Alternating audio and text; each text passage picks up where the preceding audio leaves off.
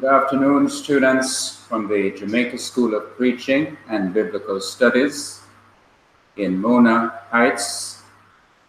And hello to all of you joining us on the internet. I'm glad that you're able to join us at this time. We're going to begin our class by going to God in prayer. Father in heaven, I pray that you'll be with me in a special way, that as I prepare these lessons in the Hebrew language, you will give me the ability to make these grammatical rules simpler than how they are in the textbooks. I pray, dear Lord, that you'll give me the ability to teach it in a way that even a child may be able to understand Hebrew. And we pray that you may be with the minds of these young men, that you may strengthen them and help them to be able to comprehend everything that is being taught in the class. We pray that you may help them to understand it so well that they will be able, when they're asked questions that perhaps are difficult to answer, may be able to check the Hebrew Bible and to find out what the original language meant, and that your Holy Spirit will give them the understanding to answer the question truthfully and satisfactorily, so that people may understand your holy scriptures better.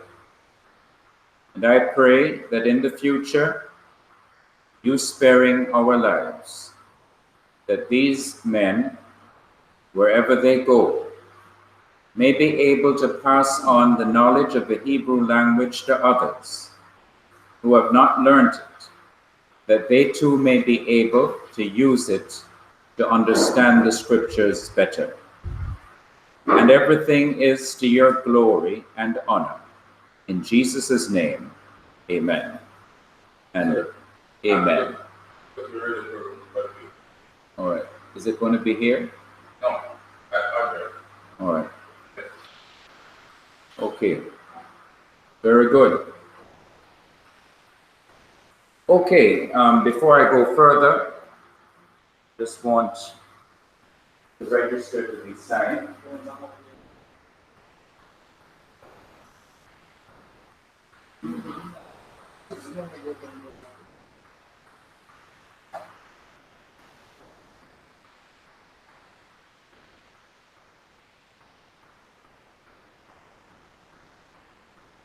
Has any of you done the radio program since you have been here? Christ with Jamaica radio program.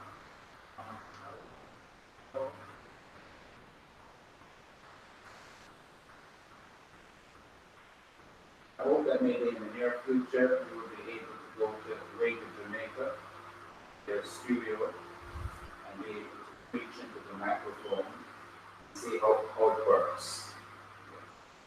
It's a good experience to have.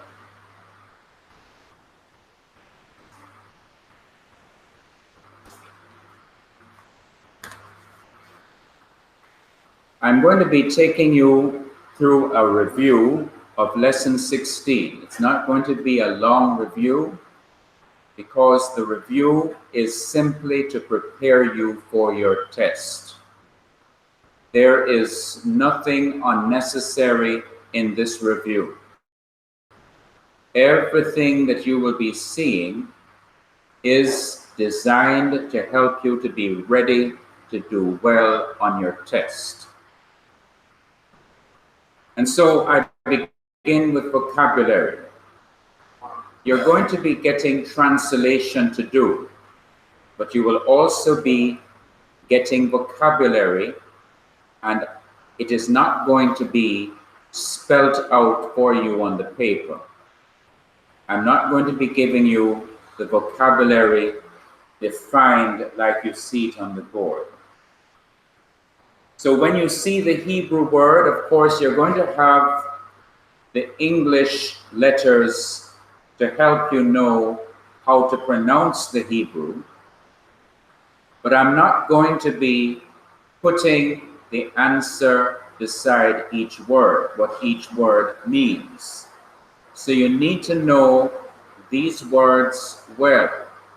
Otherwise, you will not do well on the test. Okay, so yes.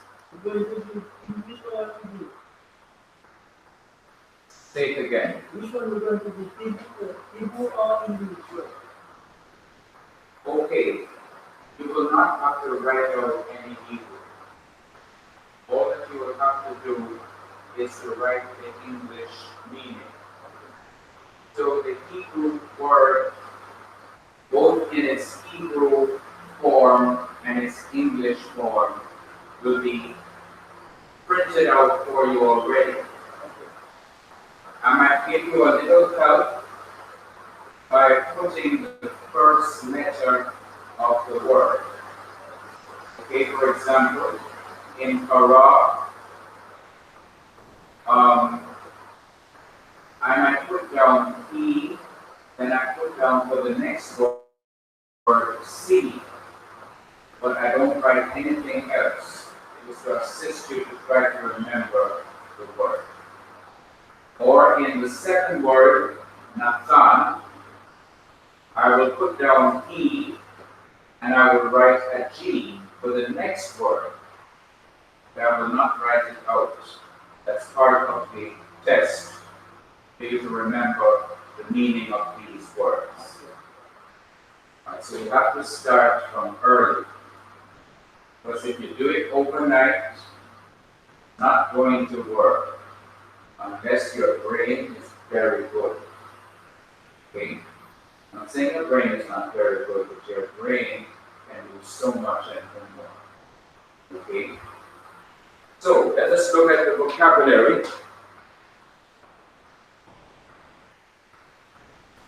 And this is the word para. I should have put another horizontal line over the second A. Didn't remember to do that. But both of these vowels are long vowels, commas A. So this is para, and the meaning is he called. Say para for me. Para. And what does para mean? That's right. This is Nathan. Nathan. And Nathan means what? He gave. Nathan. He gave. Nathan. He gave. Say Nathan again. Nathan. Again. Nathan. Yes, and it means? Yes. Ra'ah. Ra'ah. Ra'ah. Okay, and it means he saw. It means he saw. Halak. Halak. Halak. It means what? He walked. He walked. He walked. Shemuel. Say it again. Again. Okay. Shemuel. Shemuel. Shemuel.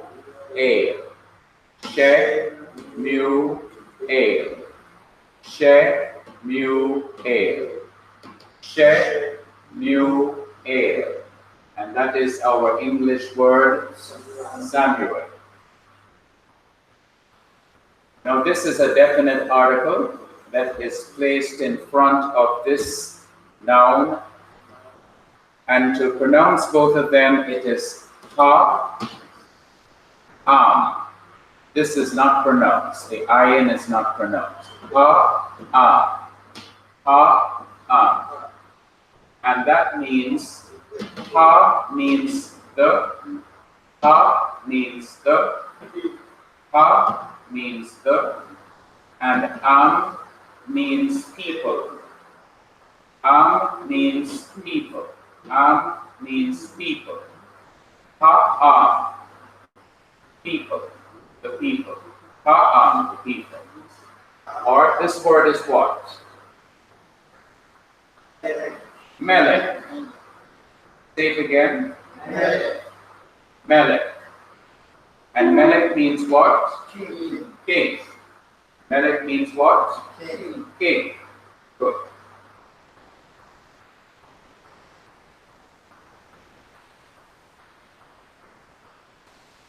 This word is min. Remember, when the noon is written at the end of a word, it looks like a walking stick or an umbrella that is upside down, that doesn't have the bottom part. Okay, when it is written in another place in the word, it doesn't look like that. It is shorter, and it is only when it comes at the end that it looks like this. So this is min, M-I-N, min, and it means from. Min means from. Min means from. This word is atham, and it means man. It could also be pronounced Adam, but technically it is pronounced Atham. Isha means woman, or it may mean wife. Isha may mean woman or wife. Elohim. This means God. Elohim means God. And Ha is the definite article. Ha is the. Okay, let me go back over that. Every one of these words is important for test number 1. And they are not going to be written out with their meanings as I have done in the past when you are having a translation to do. And I won't be able to tell you the meaning of any of them. So you must know them before next week, Thursday, May 16, God willing. So let me go over that again. But I'm going to do it differently. Nor cease. Could you pronounce the first word for us? Yes, tell me what it sounds like. Well, how do you pronounce it? Yeah, the first word. This word right here. Say it again. All right, one more time. That's correct. Kara. Kara. And what does kara mean? That's right. Make sure that you take a photograph in your mind. Remember what the word looks like and what it means.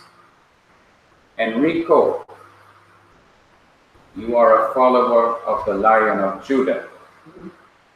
Lion of Judah meaning Jesus Christ, the Son of God.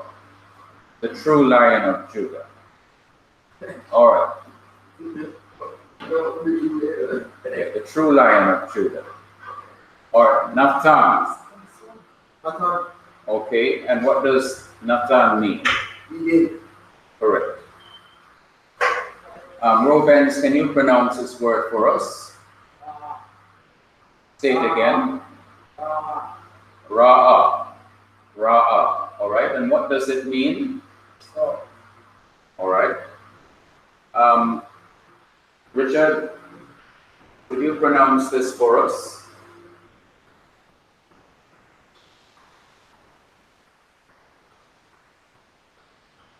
These are the English letters. Allah. That's right, Allah. These are the English letters. Okay, so if you don't remember what these represent, you can look at the English letters. So say it again. Allah. That's right. Again. Allah. Okay. And what does halak mean? To walk. Correct. All right. Okay. All right. Narcissus is back to you again. Can you pronounce this word?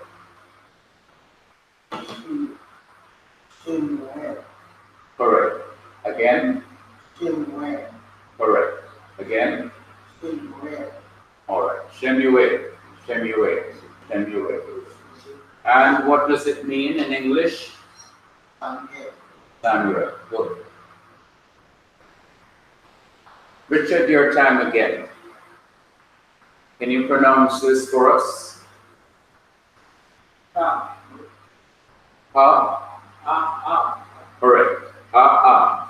And what does it mean? Correct. Enrico, can you pronounce this word for us? Melech. That's right, Melech. The accent is on the first syllable. The arrowhead here represents the accent. Melech. And what does Melech mean? King. King. Okay. Next, Robens. Can you pronounce this word for us? And what does it mean? Great.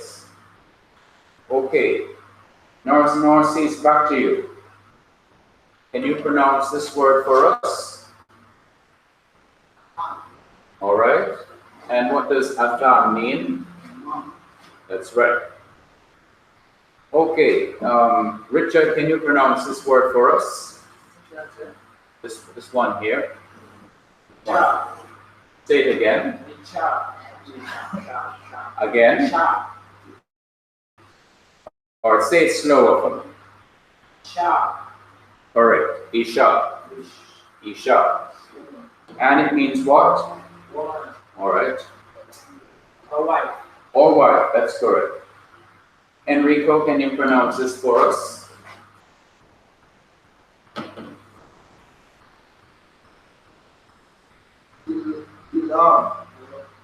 Or slower for me.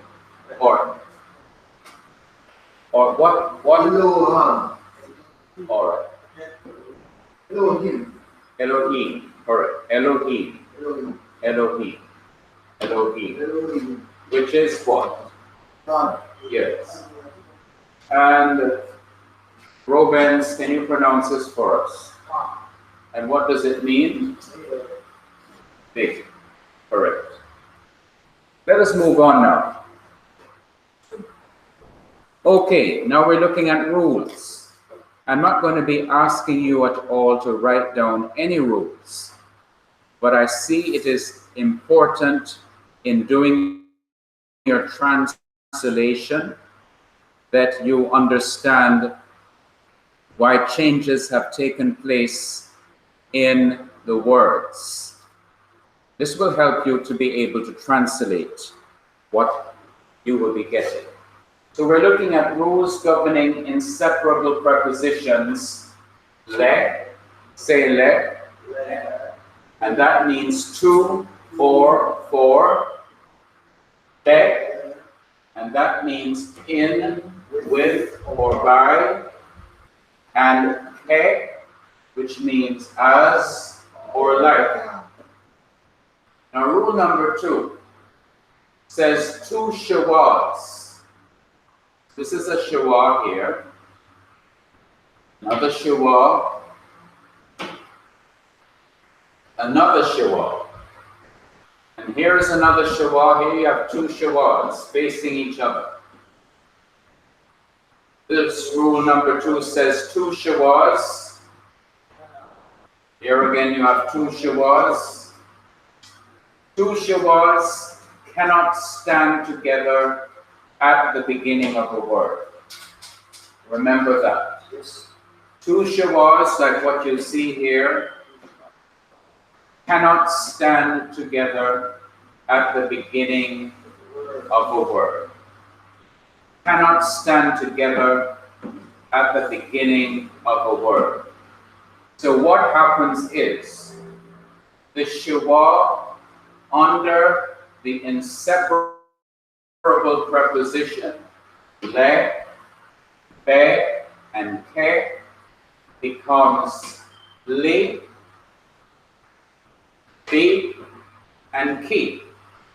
In other words, the simple Shua becomes a short Tariq. The simple Shua becomes a short I sound, like the I in fit, or bit, or kit, or lit. So this becomes a short I. This becomes a short I. This becomes a short I. So instead of having le, you have li. Instead of having be, you have bi. Instead of having ke, you have ki. So here are examples. Remember the words. They are very important to remember. So you cannot have le shemuel because you have two shuas together, and that does not work in the Hebrew language. So le shemuel, which is to Samuel, becomes li shemuel, and ke shemuel becomes ki shemuel. Li shemuel is to Samuel, and ki shemuel is as or like Samuel. Let me go through this again. And don't forget Shemuel. He's a very important name to remember for the test. Shemuel is Samuel. So when you want to say to Samuel, how do you do it? Well, if you begin with rule number 1, rule number 1 simply says that you attach the preposition to the word. But then there is a problem, because rule number 2 says two shuas, 1, 2, two shuas cannot stand together, they are together, at the beginning of a word, they are at the beginning of a word, but they can't stand together at the beginning. So what happens? The Shua under the inseparable preposition le, be, and ke becomes li, bi, and ki. For example, le shemuel to Samuel becomes li shemuel to Samuel, and ke shemuel as or like Samuel becomes ki shemuel as or like Samuel. Remember the name Shemuel. Remember Shemuel. Okay, and remember the change that takes place when two shuas have to come together. It has to change. The shua under le is changed to a kirik. The shua under kaf is changed to a kirik, because two shuas cannot stand together at the beginning of a word. Okay, so let me see if you understand, Enrico. What change must take place with le shemuel? Yeah, le shemuel. What must be done? Because as it is on the board, it is incorrect. Because two shuas cannot stand together at the beginning of a word. So how can we correct this problem? How can we solve it? By taking off one of the shuas. That's correct. And which of the shuas need to be removed?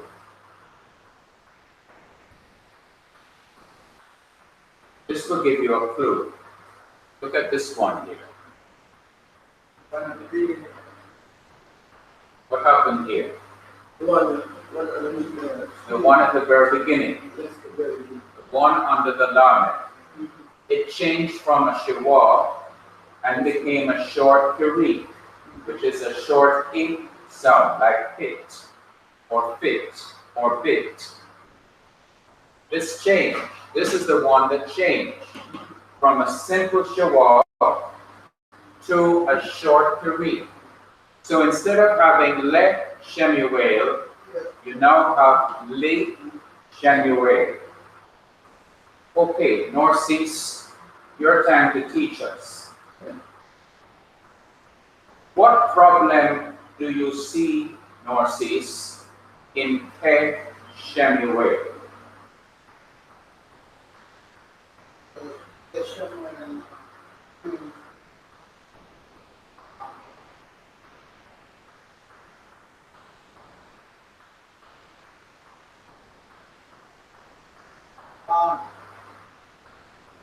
You need one. One of what? The word is one of the two dots. You need one of the two dots. You have two dots here, and you have two dots here, and each of the two dots is called a shua. But why is that a problem? Is there a rule that says that these two shuas should not be together at the beginning of a word? Yes. Is there a rule that says they can't be together?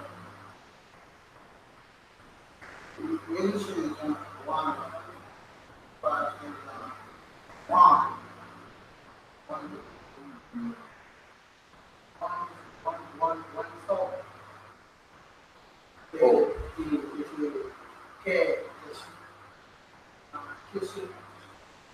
Or so the first shua has to go, and let it stay. The first shua must leave. And instead of it remaining a shua, it becomes a kiri, short I sound, E. So instead of having Ke Shemuel, you have Ki Shemuel. Okay. As Samuel. Let me just check the time to see how much faster I must go. Okay. Any question on rule number 2 before I go on to another rule you need to remember? Not that you will have to write it out for the test, but you will have to understand why the changes take place here. Why is it that it is this and not that? Why is it this and not that? You'll have to understand in your mind why it has changed. Why is there not a shua under lamed? Why is there not a shua under kaf, as I thought it should be? Why? This rule will help you to understand why it has changed. Two shuas cannot stand together at the beginning of a word. Okay, let's look again on the board. Another rule you have to remember is rule number 8 in the rules governing inseparable prepositions. Lamed, 2 or 4, be, in, with, or by, kaf, or ke, as, or like. Rule number 8 says, when the inseparable preposition is followed by the definite article, for example, to the people, which we should expect to be le, ha, le meaning to, ha is the definite article the, and means people. We would expect it to be written like this. But what happens here is the he of the definite article falls away. It is removed and gives its vowel, a, to the inseparable preposition lamed, producing la. And notice what happens. The shawa is no longer here on the lamed. And the he of the definite article is no longer there either. But what stays is the a of the definite article, and it moves under lamed and replaces the simple shawa so that it becomes la instead of le. So this is removed, this comes under lamed, and the simple shawa is removed. So what you have now is the inseparable preposition to, definite article the. You have to, the, and this is a noun which means people. Is people. So la means to the people. So Enrico, what does la mean? Or let me not give you the whole thing. What does la by itself mean? Yeah, what does this part mean? Not the whole thing, but what does la mean? How would you translate it into English?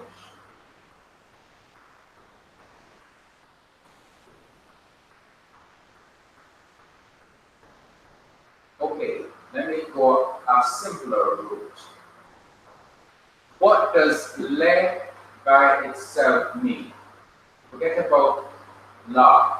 What does le by itself mean?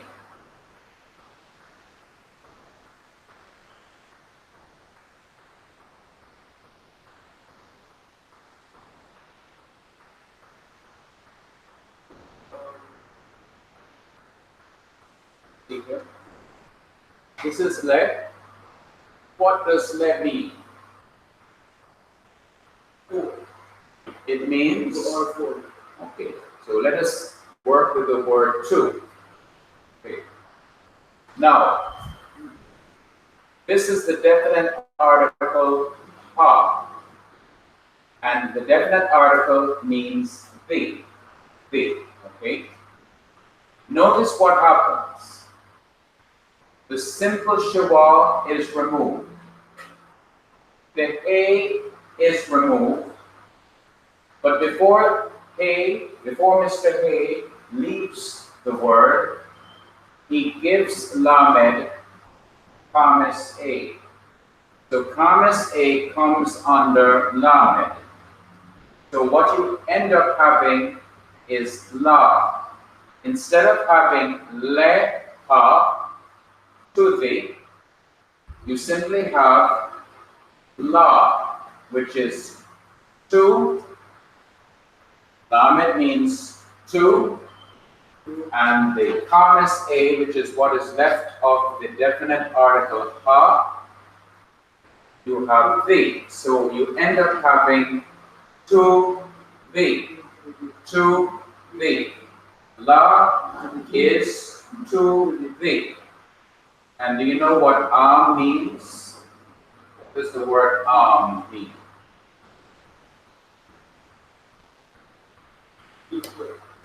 Well, let's check that out. Somebody said people. Let's check it out. Let's see if we can find out. Now here you have ha, and ha is the, and by itself is what? People. By itself is people. So going back here, la is to thee, and is people. La is to the people. Okay, now, Richard, your time now. Your time. Applying the very same thing. Notice what we have here. We have le, which means to. There is a definite article, ha, which is the. And then there is the noun, atham, or man. So you have to the man. But notice what happens. The hay disappears. But before he disappears, before Mr. Hay leaves the place, he gives Thomas A to Mr. Lamech. And now we have Thomas A coming underneath the Lamed, and what is left of the definite article is the Thomas A. You no longer have the A right here, but now you have the vowel Thomas A. And of course, Atham remains unchanged. So, what does La Atham mean in English? Correct. Because the Lamed means to. Thomas A is what is left of the definite article the. And Adam is the same, it doesn't change. You have to the man. You see these two examples, La'am and La'atham. I put it there to prepare you for the test. Remember that. Remember why there is a change from le, ha'am, to la'am. Remember why there is a change from le, ha'atham, to la'atham. Remember that, guys. I want you to remember it so that you can do well on the test. Yes. No, I'm not taking you through the rules. I'm not taking you through all the rules, but only the rules that you need to know for the test. Okay, it's good if you know all the rules, but I'm preparing you specifically for test number 1. Okay, what I showed you before, the previous slide, was rule number 2. And the next one is rule number 8. Because I'm not going through the entire lesson, I'm only selecting different parts of the lesson because they are going to be needed on test number 1. The others are not going to be needed in order to answer the questions or to make the translations. But these are the ones that are needed. So I'm strategically getting you ready for test number 1. That's why I haven't gone to rule number 3 or rule number 4, etc. Any other question? All right, that's why. Now we come to another set of rules, and this time it is the rules governing what we looked at yesterday, the preposition min. And what does min mean? It means from. Min means, in English, from. Okay. Now, rule number 1 in min is before ordinary letters. And you may ask, what is an ordinary letter in the Hebrew alphabet? An ordinary letter is any letter except a guttural letter, which might be except Aleph, A, Hef, or Ayin, because those are the four guttural letters, the letters produced near to the back of your throat. And also excluding Resh, all the other letters, like Shin. Shin is not a guttural letter. All the other letters are ordinary letters. So let me illustrate. Before ordinary letters, Min is joined as follows. Now notice the steps.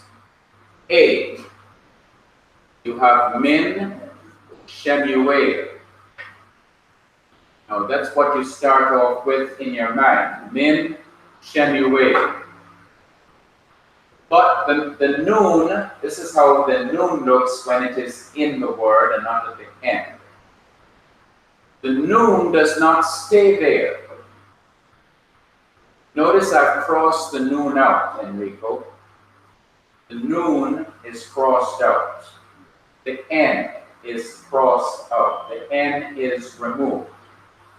The Hebrew grammar says that the noon becomes part of this letter. I think it will be easier for you to understand it as being taken out. Okay, so I'm just using this because it's much easier to understand it this way. The noon is removed. You don't see it anymore. What happens after it is removed? This letter has to be compensated because of the removal of noon. And to compensate it, you put a dagesh forte compensative in the shin, which is a sign that the shin is to be what, Enrico? What must be done to this letter here called shin? S-H-I-N. What must be done to it? When you see double? No, it's supposed to be double. That means you're supposed to repeat it.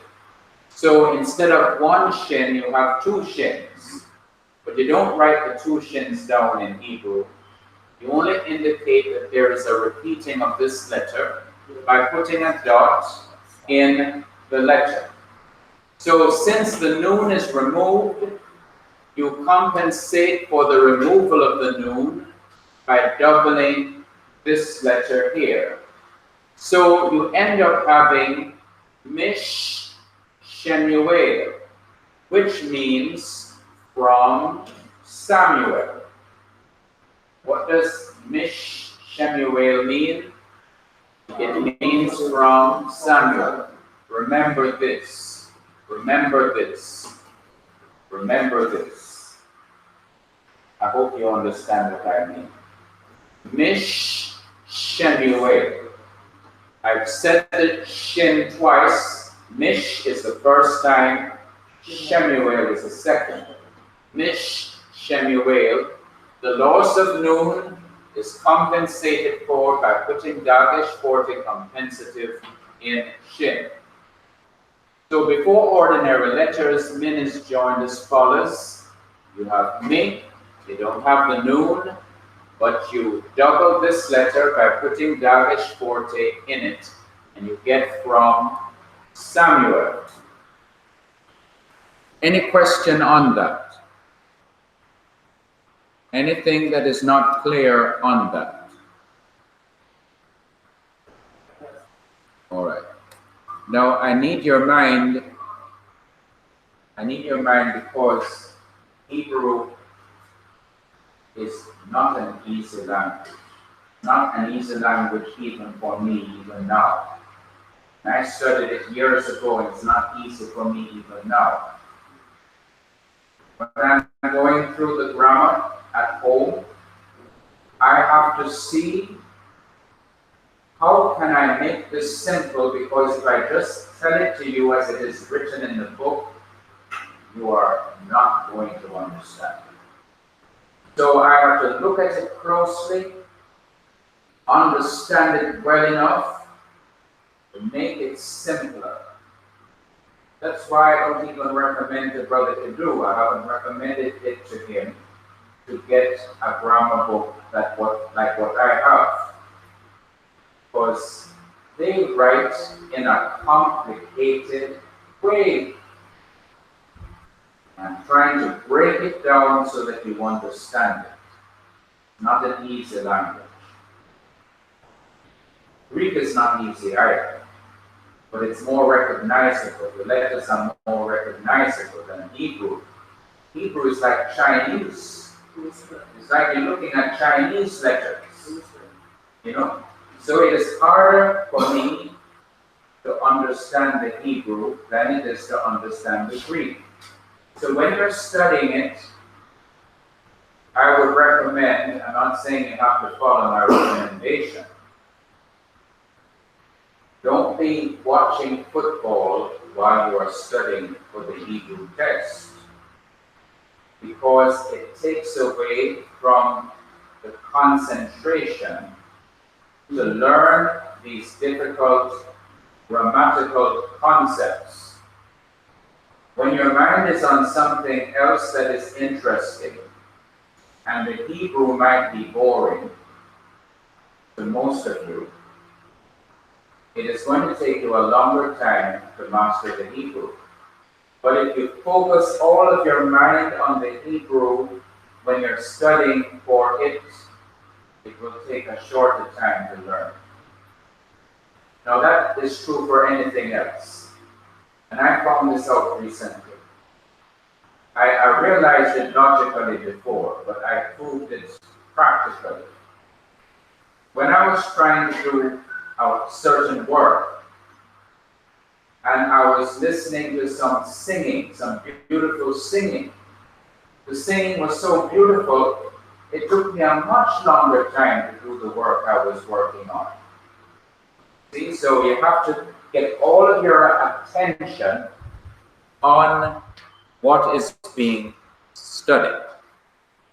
Okay, so before ordinary letters, min is joined like that. You have me, the noon is removed, and the first letter of the noun is doubled with a dot called dagesh forte. Okay, I'm getting to the end. Bear with me a little. Rule number 2, before gutturals, aleph, he, kef, ayin, or resh, since these letters cannot receive a dagesh forte, the short karik under mem, that is me, is lengthened to sire, so that me changes to me. For example, not me atham. You don't put any dagesh forte in aleph because it's a guttural letter. But what you do is you lengthen the karik, the short karik, to sire, giving you me atham, which means from a man. You can review that on your own. I'm on the finishing. Let me just see how much more is there. So I'm almost there. So let's look at this last one. Rule number 3. All of this is necessary for you to understand for the test. When min is followed by the definite article, the preposition may be written in 2 ways, either separate or inseparable. If you write it as separate, it would be written like this. Min with makeh, which joins min to the definite article and to the noun. Min ham melech. Min ham melech, which means from the king. Or it may become inseparable. It becomes part of the word itself by having may. Instead of me, you have may, because you can't double the a with a dagesh forte, and so this has to be lengthened to sire. So you have may ham melech, may ham melech. Both of them means from the king. So if you look at this, Narcissus, Enrico, you look at this over and over and over, you'll understand it. But don't look at football when you're studying. Yeah. And don't listen to your favorite singer when you're studying it. Now, I know Enrico has a great brain. That's why the other morning, Brother Dunbar called him Professor Lenski. You know who Lenski it was? He was a writer of Greek grammars and Greek commentaries. A smart man. So when he called you Professor Lenski, he was giving you a compliment. He was saying, but I don't think it was just a joke. I think what he's trying to do is to let you have the confidence to learn the Greek language and anything else that you're studying. So Professor Lenski need to concentrate fully when you're preparing for the Hebrew. You got 100% in your final exam. 100%. Don't even know what Brother Kidu or Brother York is thinking. But they must be. You got